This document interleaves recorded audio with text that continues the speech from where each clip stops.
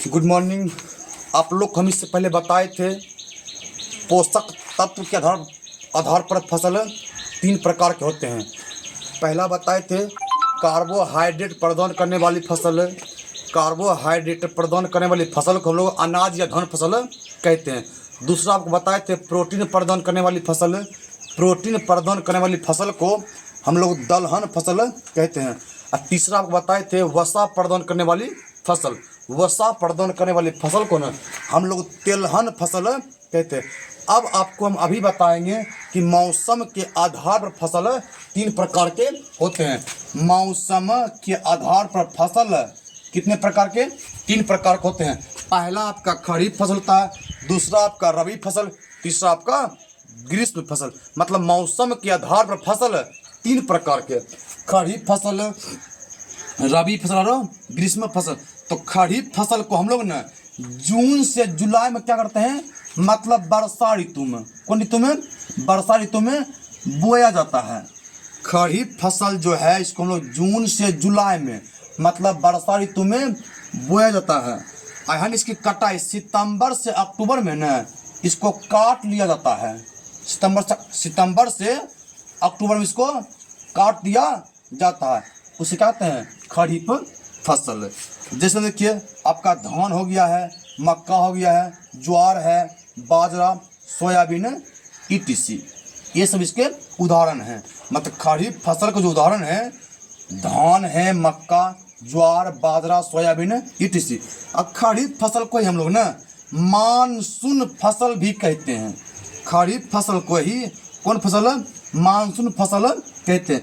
इसके बाद आपका दूसरा है रबी फसल। रबी फसल को हम लोग अक्टूबर से नवंबर में लगाते हैं। मतलब रबी फसल को हम लोग अक्टूबर से नवंबर में लगाते हैं, मतलब शीत ऋतु में। कौन ऋतु में? शीत ऋतु, सर्दियों के मौसम में बोया जाता है। और इसको मार्च से अप्रैल में न काट लिया जाता है। मतलब रबी फसल को अक्टूबर से नवंबर मतलब शीत ऋतु में बोया जाता है, अब मार्च से अप्रैल में काट लिया जाता है। ऐसे फसल को ना कहते हैं रबी फसल। कौन फसल? रबी फसल। रबी फसल जैसे देखिए गेहूं आपका है, मक्का है, चना है, मटर है, सरसों, ईटीसी। मतलब रबी फसल के उदाहरण जो है गेहूं आपका, मक्का हो गया, चना हो गया, मटर हो गया, सरसों हो गया, ईटीसी। अब आपका तीसरा और आखिरी है ग्रीष्म फसल।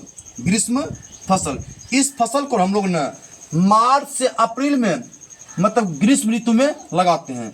जो आपका ग्रीष्म फसल है इसको, इस फसल को हम लोग मार्च से अप्रैल में न मतलब ग्रीष्म गर्मी के मौसम में बो दिया जाता है। इसको हम लोग काटते हैं मई से जून में काटते हैं, मई से जून में काटते हैं। मतलब ये फसल है लगभग न 90 दिन में तैयार हो जाता है। 90 दिन में तैयार हो जाता है। इसे कहते हैं ग्रीष्म फसल कहते हैं। कौन फसल? ग्रीष्म फसल। जैसे देखिए आपका तरबूज हो गया है, खरबूजा है, खीरा है, और जो होता है ना अनेक प्रकार के साग सब्जियां, ये सब क्या होता है? ग्रीष्म मतलब ग्रीष्म फसल के उदाहरण। और ग्रीष्म फसल को ही हम लोग ना कहते हैं जायद फसल। कौन फसल? जायद फसल। ग्रीष्म फसल को ही जायद फसल कहते हैं। और ग्रीष्म फसल एक और ठीक है, इसी को ना हम लोग कहते हैं गर्म फसल। कौन फसल? गर्म फसल कहते हैं। जय हिंद।